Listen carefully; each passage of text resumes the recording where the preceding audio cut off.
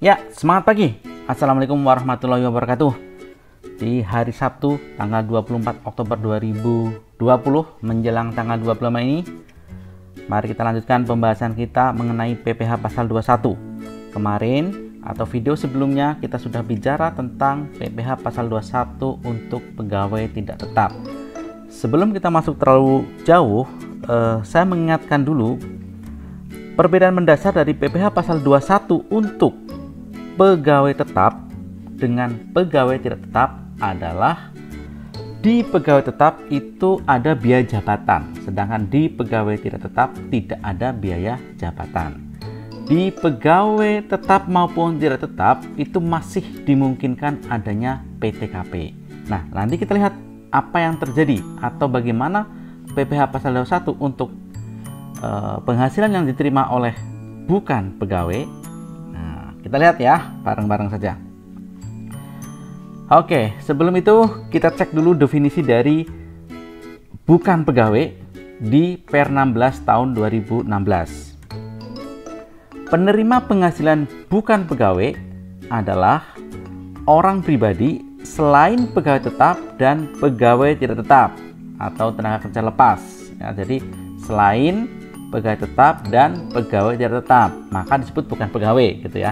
Tetapi apakah itu saja? Bukan itu saja.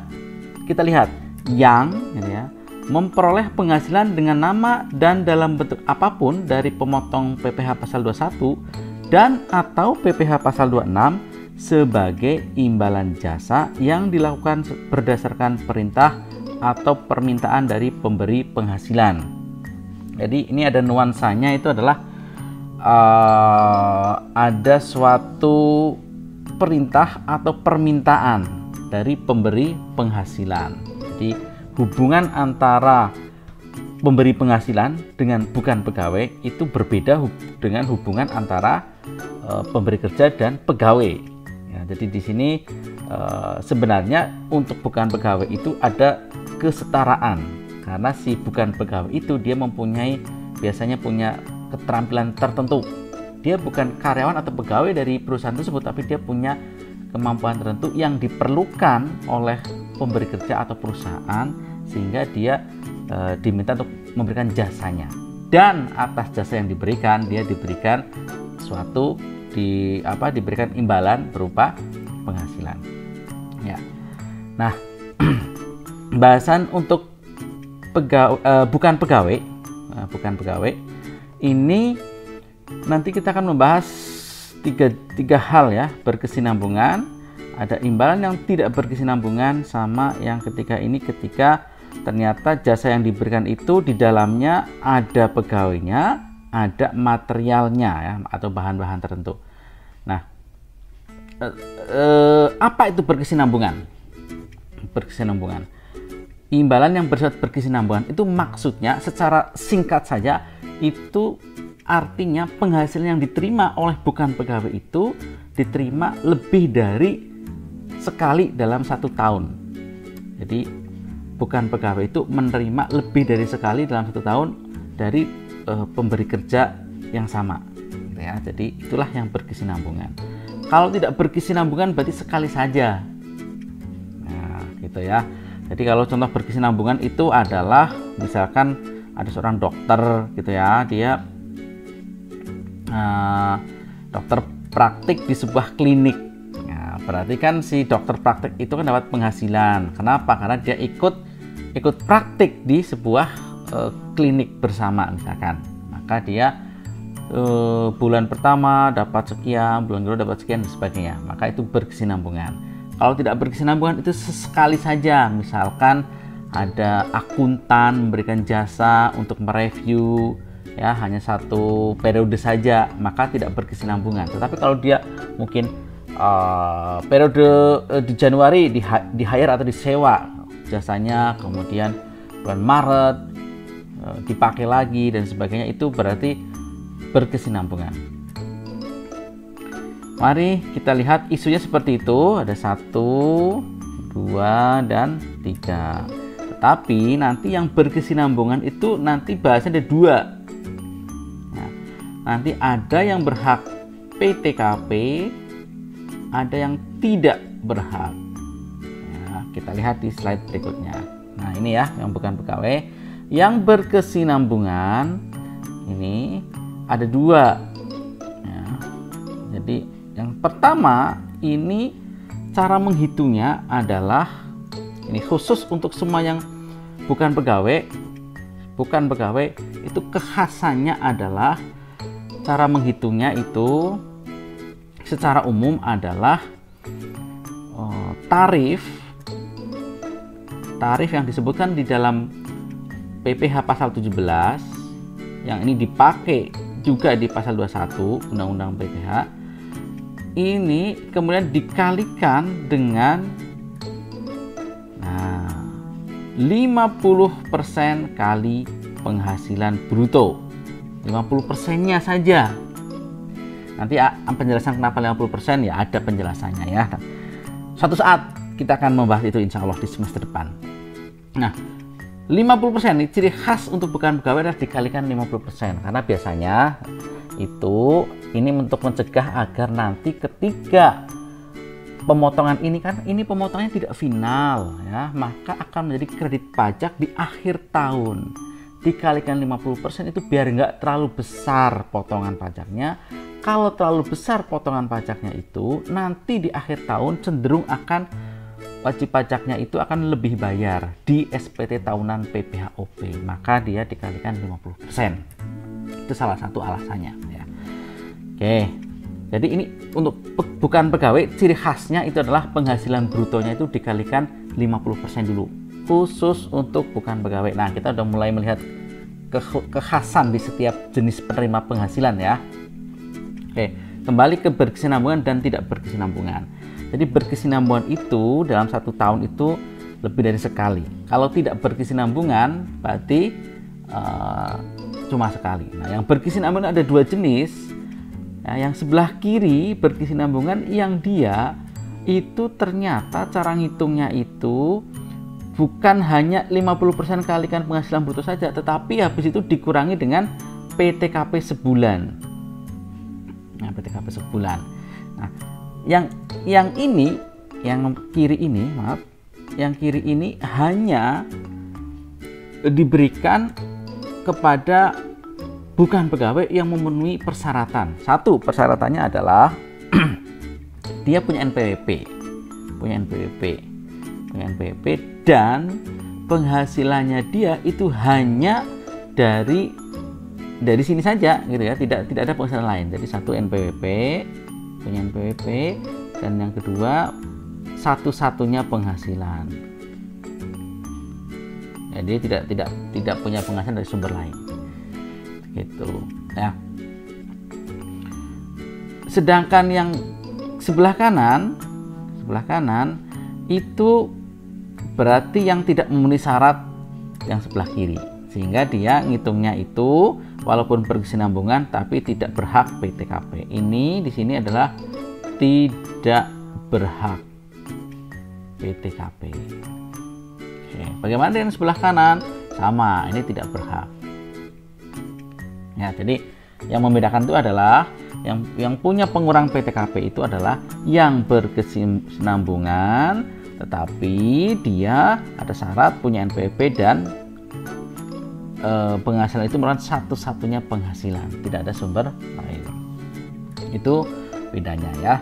Nah, nanti di pembelajaran kita batasi saja ya, bagaimana pembatasannya adalah kita harus tahu mana yang masuk ke yang berkesinambungan yang dapat PTKP, mana yang berarti satu ya, mana yang masuk berkesinambungan tidak mendapatkan PTKP, dan mana yang tidak berkesinambungan.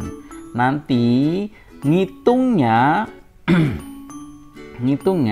kita fokusnya di sini yang tidak berkesinambungan. Nah, itu RPS kita seperti itu. Tetapi di slide ini sudah disediakan kalau kalian itu tertarik dengan penghitungan detailnya. Nah, ini di bawah ini ya. Apa ini? Coba saya bacakan. Dalam hal dokter yang praktik di rumah sakit atau klinik ya, jumlah penghasilan bruto adalah sebesar jasa dokter yang dibayarkan jasa dokter yang dibayarkan pasien melalui rumah sakit atau klinik sebelum dipotong biaya-biaya atau bagi hasil rumah sakit atau klinik. Jadi ini biasanya ini ada klinik nih, ada klinik ya. Ada klinik. Ini biasanya ada praktik dokter bersama. Kliniknya mungkin milik seseorang, tapi yang boleh praktek di situ ada dokter A, ya, dokter B dan sebagainya, dokter C dan sebagainya ya. Nah, maka biasanya di suatu rumah sakit atau klinik tersebut ada semacam perjanjian atau suatu kontrak atau akad bahwa, hai dokter A, kamu boleh praktek di sini, tetapi dari pembayaran pasien, misalnya pasiennya bayarnya jumlah tertentu, kamu dapatnya sekian persen ya. Tuh, itu tergantung perjanjian. Mungkin ya sudah kamu 80%. Ya, yang 20% ke klinik, misalkan seperti itu. Ya, ini misalkan perjanjiannya seperti itu, 80% dokter, 20% klinik. Tetapi dalam rangka penghitungan PPh pasal 21 untuk dokter yang praktek di klinik seperti kasus yang saya sampaikan barusan, itu penghitungan penghasilan brutonya, jadi kan cara ngitungnya ini nih, 50% kalikan penghasilan bruto kan, bisa di sini, bisa di sini, bisa di sini. Pokoknya 50% kalikan penghasilan bruto. Nah, penghasilan bruto yang mana? Untuk dokter yang praktik itu adalah 50% kalikan penghasilan bruto yang 100%. Bukan yang 80%, tapi yang 100%, walaupun sebenarnya dia nerimanya cuma 80%. Agak unik ya. Ya, itu seperti itu memang. Mari kita lihat satu persatu, tapi kita batasin saja nanti. Sekali lagi, untuk menghitung hitungannya yang harus dikuasai adalah yang tidak berkesinambungan. Nah, yang di sini kalian yang berkesinambungan, bedanya antara yang dapat PTKP sama enggak harus dipahami. Oke. Nah, contoh 6 ini. Dr. Ahmad Abadi, spesialis penyakit dalam ya, berarti NPWP-nya sekian, merupakan dokter melakukan praktik di Rumah Sakit Sehat Waras dengan perjanjian bahwa setiap jasa dokter yang dibayarkan oleh pasien akan dipotong 20% oleh pihak rumah sakit sebagai bagian penghasilan rumah sakit dan 80% itu untuk dokter ya. Jadi 20% masuk ke rumah sakit, 80% masuk diberikan ke dokter. Setiap akhir bulan, oke, sebulan ada berapa, kemudian diberikan.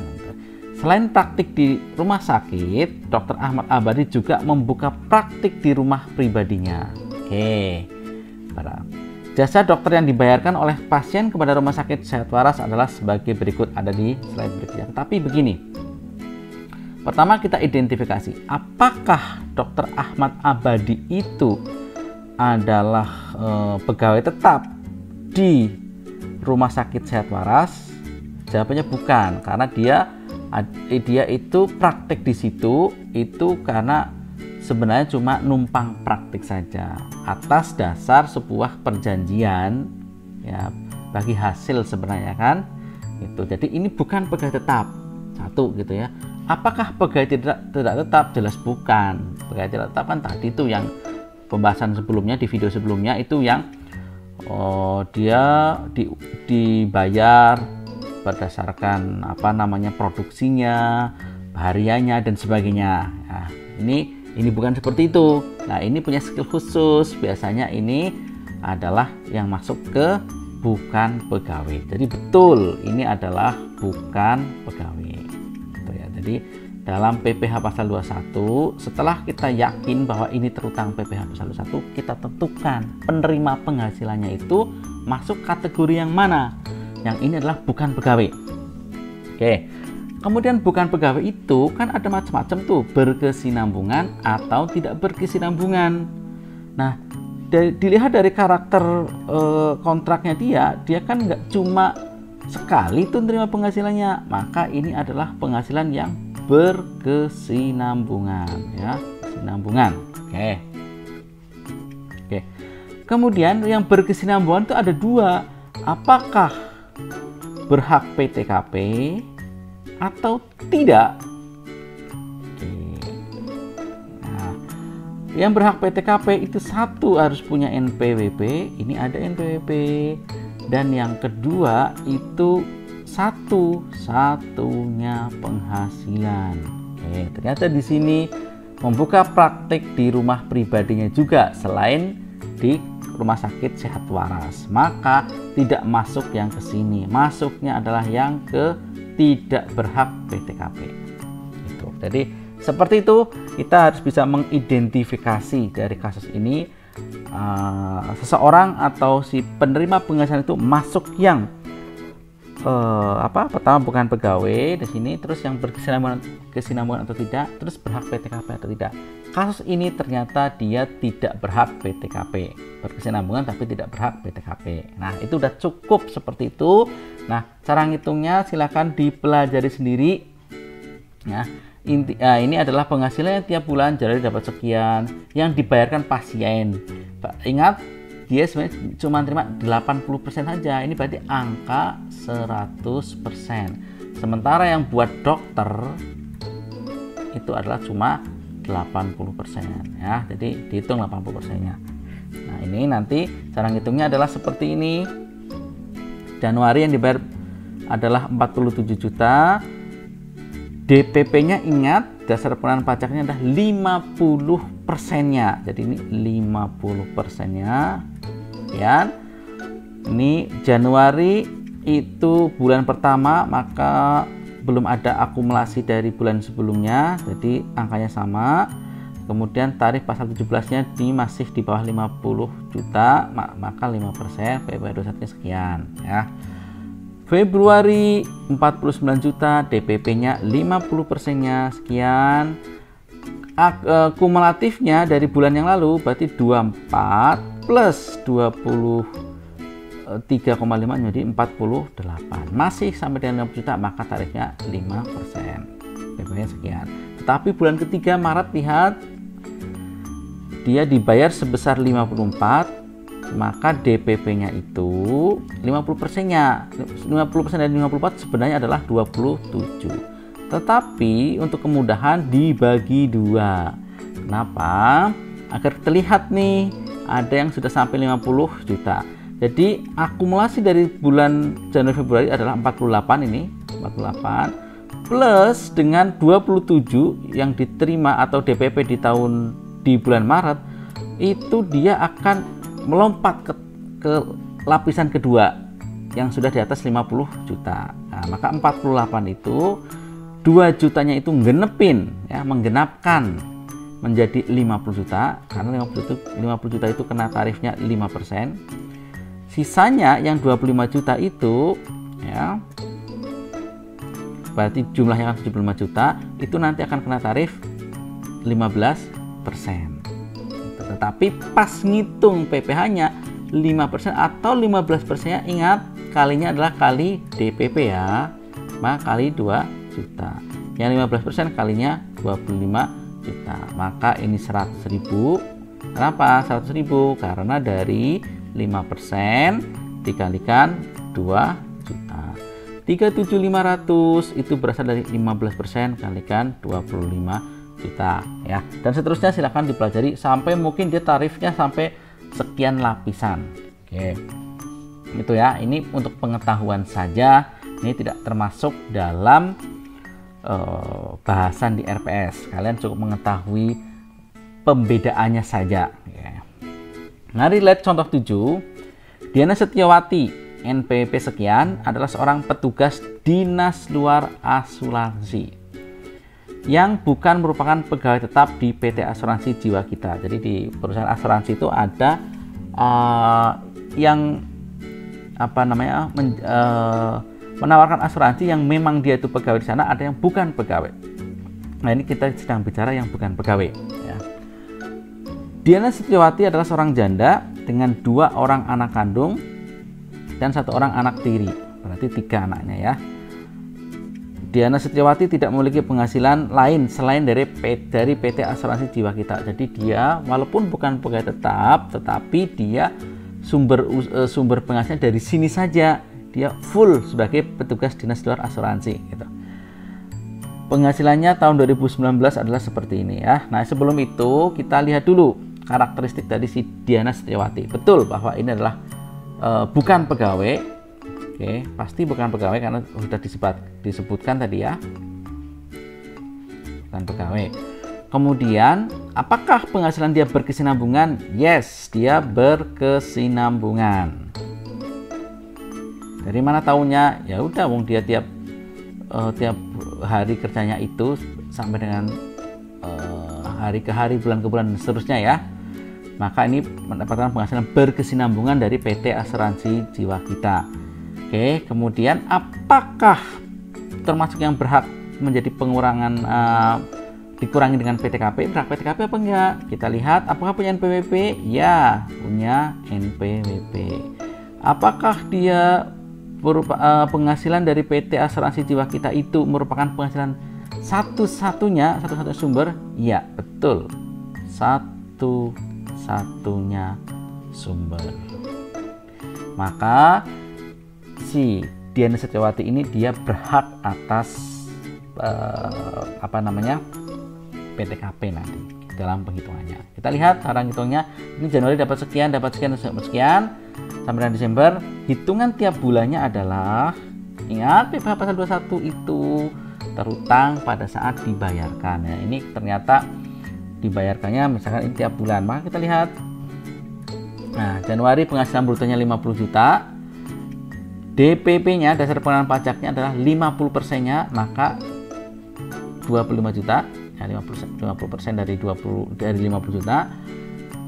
Nah, satu lagi nih, ini bedanya karena dia berhak PTKP, maka PTKP-nya PTKP bulanan. Dia janda bayi TK tapi anaknya 3, yaitu 2 kandung 1 tiri. Oke, berarti 5.625.000 ya, dari PTKP full setahun berapa, TK 3 dibagi dengan 12. Jadi di sini pasti PTKP-nya sama semua nih ya. Maka jadilah penghasilan kena pajak ini penghasilan kena pajak itu pengurangan dari ini DPP ini dikurangi dengan PTKP. Nah, ini karena bulan pertama maka akumulasinya tetap sama 19.375. Ini belum sampai yang kasih sini ya, nggak di sini. Ini belum sampai lebih dari 50 juta maka kenanya 5%, maka 968.750. Februari 55 juta, separuhnya adalah 27,5, PTKP bulannya sekian, maka penghasilan kena pajak sekian. Penghasilan kena pajak kumulatifnya berarti 21.875 plus yang bulan lalu, maka menjadi sekian. Tarifnya masih 5% berarti kan, tapi ingat 5% dari mana? 5% dari sini, dari 21.875. Jadi tarif ini pengalinya adalah penghasilan kena pajak ya, jangan lupa ya. Oke, jadi segini. Nah, ini masih tarifnya 5%, tetapi di bulan Maret penghasilan dia sudah melompat sampai ke lapisan yang kena tarifnya adalah 5% dan 15%, dan seterusnya. Silahkan dipelajari. Oke. Contoh 8, Setio Winarno. Nah, Setio Winarno punya NPWP sekian, menikah, memiliki 1 orang anak. Oke, dia adalah tukang servis AC. Pada bulan Oktober 2020, Setio Winarno memberikan jasa servis AC sebagai berikut. Jadi Setio Winarno itu tukang AC. Nah, dia memberikan jasa servis AC pertama adalah kepada PT Sehidup Sesurga. Dia jadi dibilang kayak gini, wahai Setio Winarno, saya adalah PT Sehidup Sesurga, tolong bersihkan AC kantor kami gitu. Nah, dibayarlah 450.000. Nah, murah ya, mungkin beberapa unit AC saja. Oke, kemudian di lain kesempatan si Setio Winarno itu diminta untuk memberikan jasa servis AC ke PT Samawa Sakinah Mawaddah Warohmah gitu ya, dengan imbalan sebesar 10 juta. Setio Winarno mempekerjakan 4 orang pegawai dengan upah harian sekian. Nah, ini mulai rumit-rumit tuh, hati-hati kadang-kadang untuk mengecoh kita saja ya. Kemudian total upah yang dibayarkan adalah 5 juta. Jadi upah harinya 4 orang sekian, tapi yang dibayarkan totalnya 5 juta. Dan Setio Winarno juga membeli spare part AC sebesar 2 juta. Nah, ini berarti yang B ini si Setio Winarno memberikan jasa, dan juga ada karyawan, dia harus bayar karyawannya, dan ada juga penggantian atas spare part yang membuat dia beli sebuah bahan ya, atau spare part atau material gitu ya. Oke, kita lihat satu persatu. Yang nomor A dulu. Nomor A, bagaimanakah? Jadi dia memberikan jasa kepada PT Sehidup Sesurga. Pemotong pajaknya siapa? Pemotong pajaknya adalah PT Sehidup Sesurga. Jadi ketika PT Sehidup Sesurga ini membayarkan sejumlah uang kepada Setio Winarno, PT Sehidup Sesurga memotong PPh pasal 21. Kenapa PPh pasal 21? Karena Setio Winarno adalah orang pribadi. Oke. Nah, sekarang Setio Winarno itu apakah dia pegawainya PT Sehidup Sesurga? Jawabannya bukan, ya kan? Bukan karyawannya dia. Pegawai tetap jelas bukan, pegawai tidak tetap juga bukan. Oke, berarti dia bukan pegawai. Oke. Nah, bukan pegawai, apakah berkesinambungan? Tidak, wong cuma sekali saja dia memberikan jasanya di PT Sehidup Sesurga di tahun tersebut. Maka itu dia masuk ke yang tidak berkesinambungan. Kalau tidak berkesinambungan, rumusnya itu adalah langsung tarif. Ya, tarifnya di PPh pasal 17 kali, ingat ada 50%-nya ya, 50% dari penghasilan brutonya. Penghasilan bruto ya jumlah yang dibayarkan lah gitu ya. Maka dari penghasilan brutonya 450.000, dasar pengenaan pajaknya itu adalah yang ini ya, ini DPP-nya, dasar pengenaan pajaknya 50% penghasilan bruto, 50%-nya itu adalah menjadi 225.000 DPP-nya ya. DPP-nya itu menjadi 225.000. Tarifnya karena 225.000 itu masih dalam range atau rentang lapisan pertama yang 5%, maka kenanya 5%. Maka PPh terutangnya adalah 11.250. Jadi dipotonglah 11.250 ketika dia bayarkan kepada si Setio Winarno. Itu pemotongannya oleh PT Sehidup Sesurga. Bagaimana dengan yang kedua? Yang kedua adalah ketika si Setio Winarno memberikan jasa kepada PT Samawa tadi ya. Nah, di PT Samawa itu bayarnya adalah 10 juta. 10 juta nih tagihannya, tetapi ada rinciannya ternyata di situ. 10 juta tetapi ada rinciannya. Dari 10 juta itu yang buat upah pegawai 5 juta, yang buat spare part, ganti spare part 2 juta. Lalu berarti sebenarnya jasanya yang diterima oleh Setio itu sebenarnya cuma 3 juta kan? Karena 10 kurangi 5 kurangi 2, jadi cuma 3 juta. Nah, PPh pasal 21 itu dikenakan atas jasanya saja. Jika 10 juta ini ada rinciannya. Jadi rinciannya, Pak, ini loh, saya kan Pak ada karyawan sekian atau pegawai saya yang ikut bersihin. Mereka saya bayar 5 juta. Dan ini ada penggantian spare part 2 juta dan jasanya 3 juta. Nah, kalau seperti itu tagihannya, maka PT Samawa itu memotongnya atas jasanya saja. Tuh. Jadi dasarnya 3 juta nih. 3 juta ini ingat karena ini pegawai bukan pegawai, maka DPP-nya atau dasar pengenaan pajaknya itu adalah 50%. Maka kalikan 50% adalah 1,5 juta. 1,5 juta itu tarifnya 5%. Jadi PPh-nya adalah 75.000. Ya, itu adalah contoh kasus yang penerima penghasilan bukan pegawai dan sifatnya tidak berkesinambungan. Oke. Nah, ini ada lagi berikutnya, contoh 9. Dalam rangka perayaan ulang tahun perusahaan, PT Bahama Indonesia mengundang Ilham Shah, seorang penyanyi. Ilham Shah belum memiliki NPWP, ya, dan mendapat imbalan sebesar 150 juta. Oke, sekarang kita lihat apakah Ilham Shah itu adalah pegawai dari PT Bahama? Bukan. Pegawai tetap bukan, pegawai tidak tetap bukan.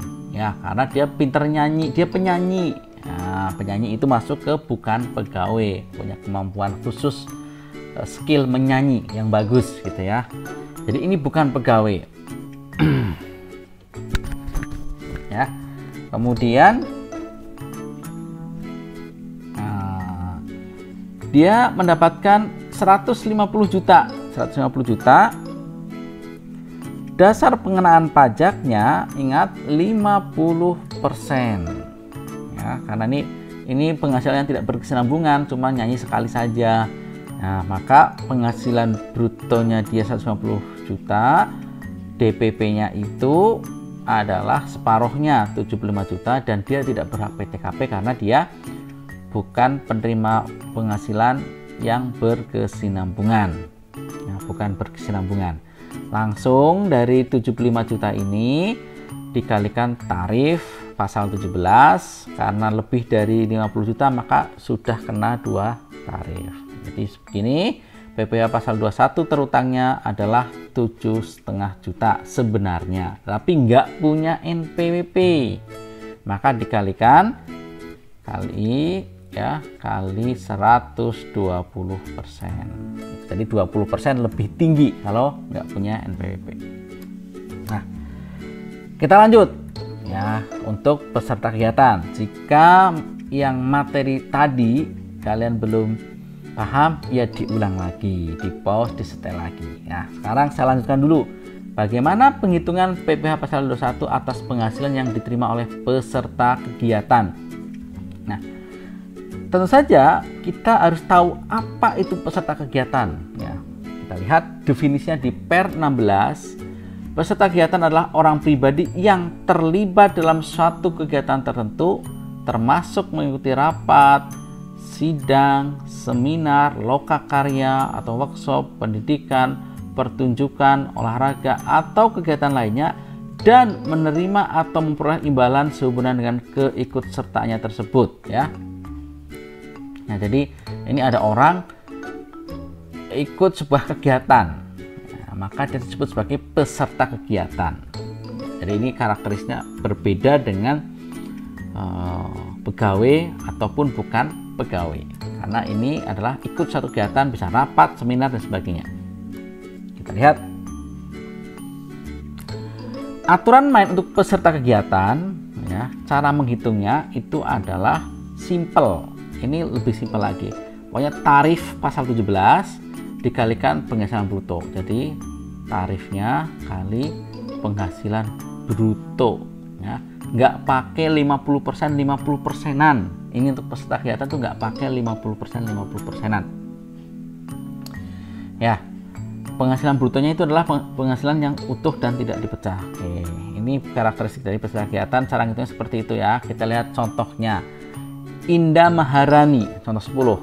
Mengikuti lomba desain jembatan yang diselenggarakan oleh PT Town Bridge. Ya, Indah Maharani menjadi juara ketiga dalam lomba tersebut dan mendapatkan hadiah 75 juta. Indah Maharani punya NPWP namun tidak menunjukkannya kepada Town Bridge. Nah, ngapain nggak ditunjukin? Malu. Nah, pokoknya apapun alasannya, kalau dia tidak bisa menunjukkan kepada pemotongnya, maka pemotongnya itu beranggapan dia nggak punya NPWP. Gitu ya aturan mainnya ya. Kalau nggak dikasih fotokopiannya atau nggak ada informasi NPWP-nya berapa, maka pemotongnya itu menganggap, oh kamu nggak punya NPWP dong, gitu.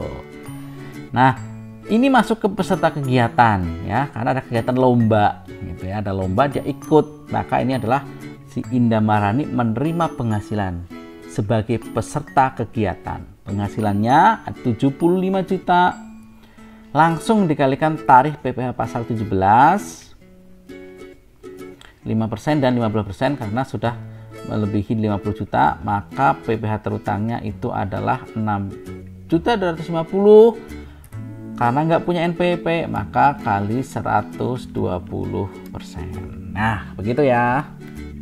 Ini summary-nya atau ringkasannya yang sudah kita bahas di tadi barusan ini. Nah, ini ya. Usaha kegiatan itu adalah tarif kalikan langsung penghasilan bruto. Nah, kita tadi sebelum itu bicara yang berkesinambungan ya, ada dua jenis yang dapat NPWP, yang dapat PTKP sama yang nggak dapat PTKP ya. Jadi ini semua ini adalah dasar pengenaan pajaknya di sini. Dasar pengenaan pajaknya di sini kolom ini. Ini semua kalikan, di depannya kalikan tarif gitu ya. Lanjut lagi ya, ini kan pasal 21 yang tidak final, artinya semua pemotongan yang diterima oleh pegawai, pensiunan, bukan pegawai, yang ini nggak kita bahas, atau peserta kegiatan itu nanti boleh menjadi kredit pajak di SPT tahunan PPh orang pribadi wajib pajak OP tersebut atau orang pribadi tersebut. Nah, tetapi ada satu PPh pasal 21 yang sifatnya final. Ini unik, PPh 21 tapi final. Kita lihat ya. Mari kita lihat. Ada dua PPh pasal 21 yang bersifat final, yaitu yang diatur di PP 68 tahun 2009 atau PP dan PP 80 tahun 2010. Ini nanti ada PMK di bawahnya, ini juga ada PMK, Peraturan Menteri Keuangan di bawahnya. Yang pertama adalah yang mengatur PPh pasal 21 final untuk penerima uang pesangon, uang manfaat pensiun, tunjangan hari tua, dan jaminan hari tua yang dibayarkan sekaligus. Dan yang kedua itu adalah penghasilan atas beban APBN APBD yang diterima oleh pejabat negara, PNS, anggota TNI atau Polri, dan pensiunannya. Pensiunannya itu masih pensiun apa? Pensiunan dari PNS, TNI, Polri, dan TNI dan Polri. Mari kita lihat yang mudah dulu.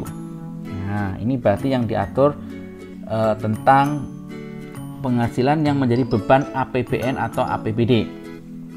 APBN itu anggaran pendapatan dan belanja negara, APBD itu daerah. Ya. Jadi hati-hati.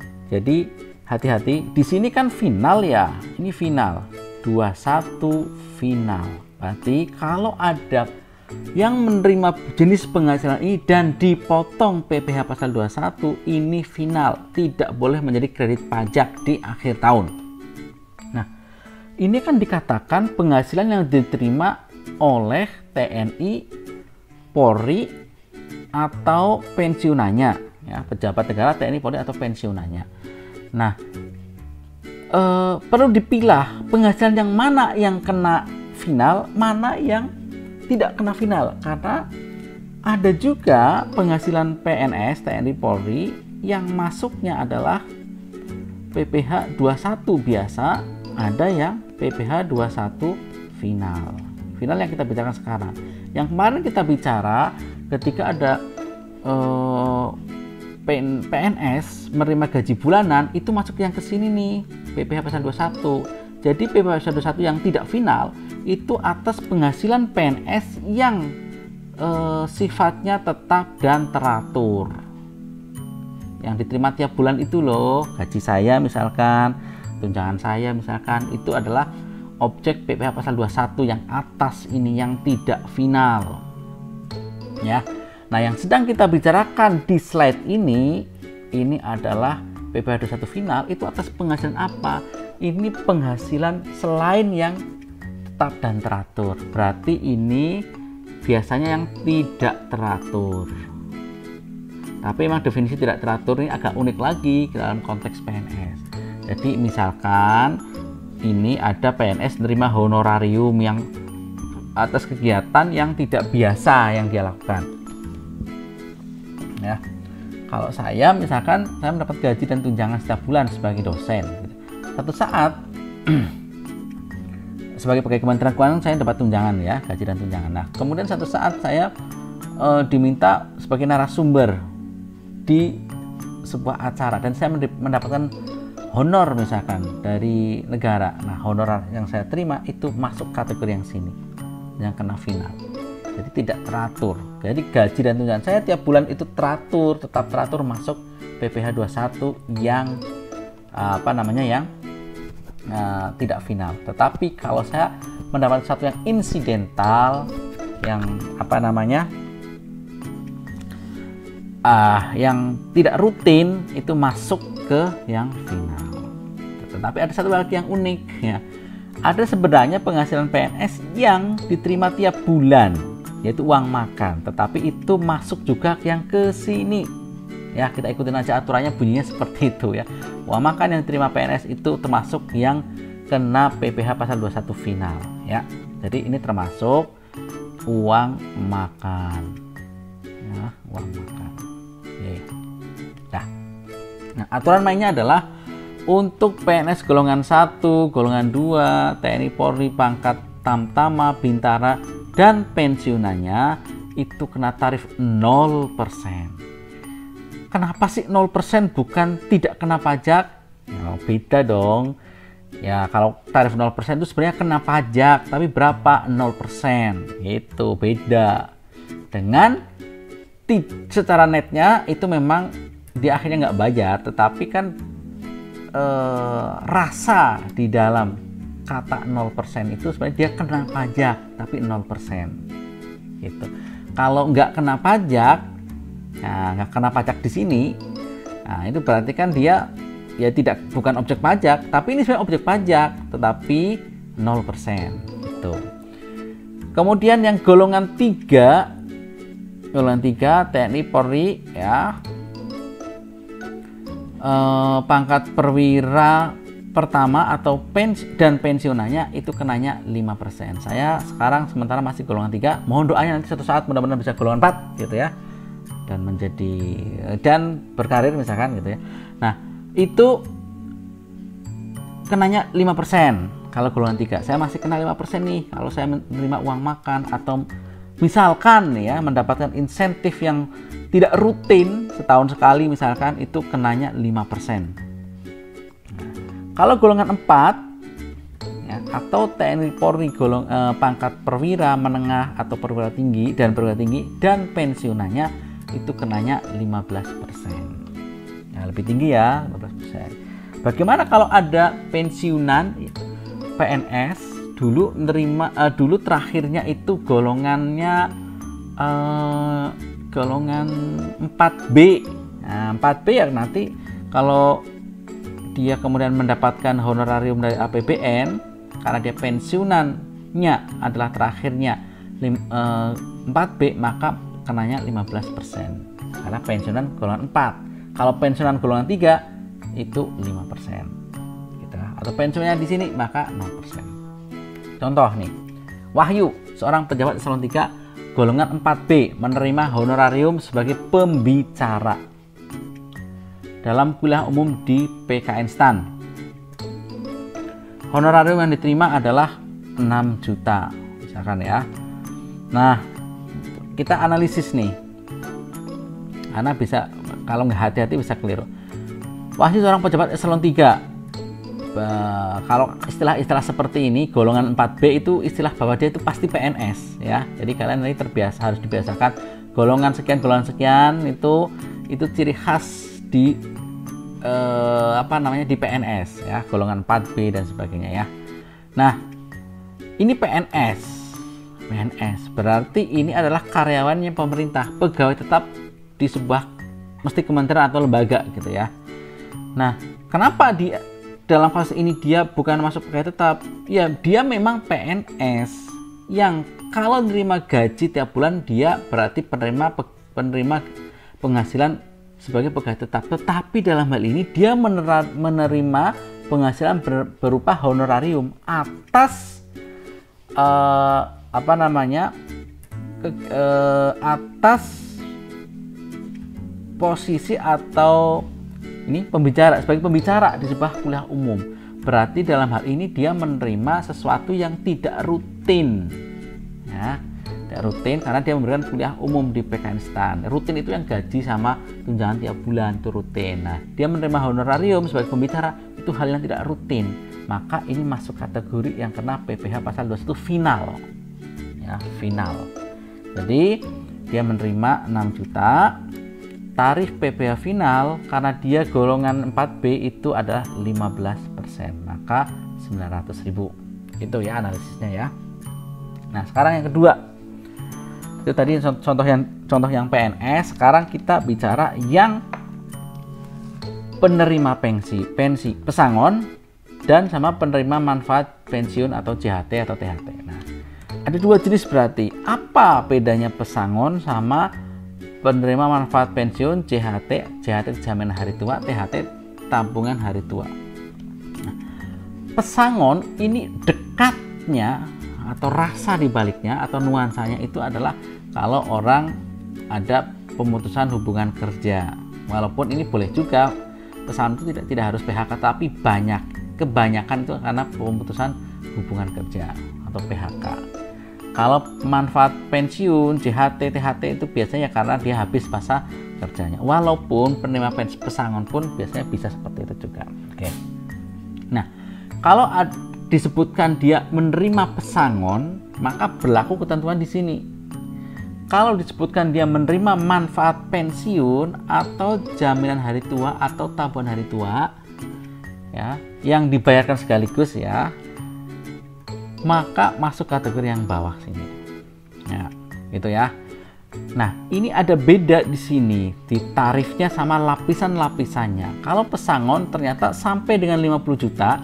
Jadi layer-layernya ini sebenarnya ya, jangan sampai kecampur dengan tarif pasal 17 Undang-Undang PPh ya. Ini agak beda nih. Coba lihat, sampai dengan 50 juta 0%. Kalau urutannya sih sama 0%, 5%, 15%, 25%. Oh, ini 25% ya. Oke. 30% beda nih batasnya nih. Kita lihat. Sampai dengan 50 juta 0%, 50 sampai dengan 100 ya. Bukan 250 ya. Itu 5%. 100 sampai dengan 500 15%, di atas 500 25%. Jadi berbeda dengan tarif pasal 17. Kalau penerima manfaat pensiun sampai dengan 50 juta 0%, di atas 50 juta 5%. Jadi kelihatannya kalau pensiun atau JHT atau THT ya, itu ketika kita nerima dana tersebut itu tarifnya lebih kecil, cuma sampai 5%. Nah, dan ingat atas apa? Atas kumulatif uang pesangon, uang manfaat pensiun, tunjangan hari tua atau jaminan hari tua yang dibayarkan dalam jangka waktu 2 tahun kalender. Jadi maksudnya adalah bisa jadi itu pesangon atau manfaat pensiun itu memang masuk kategori sekaligus dibayarkan sekaligus, tetapi sekaligus itu tidak harus langsung habis, tidak. Bisa jadi itu selama diberikan dalam jangka waktu 2 tahun kalender itu masuk dalam kategori yang sekaligus. Jadi unik ya. Sekaligus itu artinya adalah 2 tahun gitu. Nah, kalau ternyata pesangonnya atau manfaat pensiun di sini dibayarkan bertahap sampai dengan tahun ketiga, maka tahun ketiga tidak kena final lagi. Yang kena final ini adalah yang dibayarkan sekaligus. Apa itu sekaligus? Yaitu adalah dalam jangka waktu paling lama 2 tahun. Contoh, Aryo, pegawai tetap di PT Hidup Makmur sejak tahun 2009, terkena PHK dan menerima pembayaran uang pesangon sebesar 650 juta pada bulan Juni 2020. Nah, ini berarti dia menerima uang pesangon ya. Uang pesangonnya 650 juta. Ingat layer-layernya atau lapisan-lapisannya 0, 5, 15, 25 itu batasannya 50 ini ya. Kemudian di sini adalah 50 sampai dengan 100, di sini 100 sampai dengan 500, ini adalah di atas 500. Jadi totalnya adalah 100 juta ya. Nanti dicek sendiri. Tuh, itu pesangon. Lanjut, jika ada kasus contoh 13 ini, Budi menerima pembayaran uang pesangon secara bertahap. Nah, bertahap ternyata pesangon itu dibayar 3 tahun ya, 2015, oke, maaf, 2015, 2016, 2017. 2015 dibayar 250 juta, 2016 120, 2017 120. Bagaimana cara penghitungan uang pesangon? Kita lihat. Nah, untuk yang dibayar Januari 2015 sebesar 250 juta, maka ini kena PPh final karena masih dalam 2 tahun pertama. Ya, kena PPh final sesuai dengan urutan lapisannya, maka 23,5. Nanti dicek sendiri silakan. Di bulan Januari 2016 dapat uang pesangon lagi yang tahap kedua, maka nah ini akumulasinya jangan lupa, karena tahun 2016 nerimanya 120 dan tahun sebelumnya 240, maka sebenarnya akumulasinya sudah 360 juta ini, maka dia sudah masuk ke layer yang 15% kan, karena terakhirnya sudah sampai ini, terakhirnya udah 15%, maka ini kenanya langsung 15%. Gitu, karena dia sudah yang 120 ini ya, ini kalau ditambahkan dengan total di tahun sebelumnya itu sudah sampai di layer ketiga, maka langsung 15% kalikan 120 juta, jadi tarifnya 15% ya, karena terakhirnya sudah 15% juga nih gitu. Nah, tahun 2017 berarti udah tahun ketiga, maka tahun ketiga ini sudah tidak kena final lagi, kenanya adalah kena yang tidak final, yaitu tarifnya 5%, 15% ya. Di sini totalnya sekian ya, ini akan menjadi kredit pajak karena tidak final, tetapi yang di sini ini menjadi final, tidak menjadi kredit pajak. Nah, itu yang perlu diperhatikan. Nah, selesai kan? Baik, rekan-rekan semua, silakan dipahami lagi ya, dipahami dengan baik.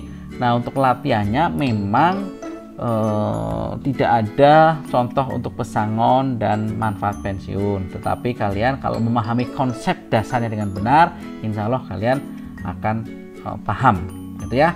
Mudah-mudahan lancar dan bermanfaat. Tetap semangat. Terima kasih. Assalamualaikum warahmatullahi wabarakatuh.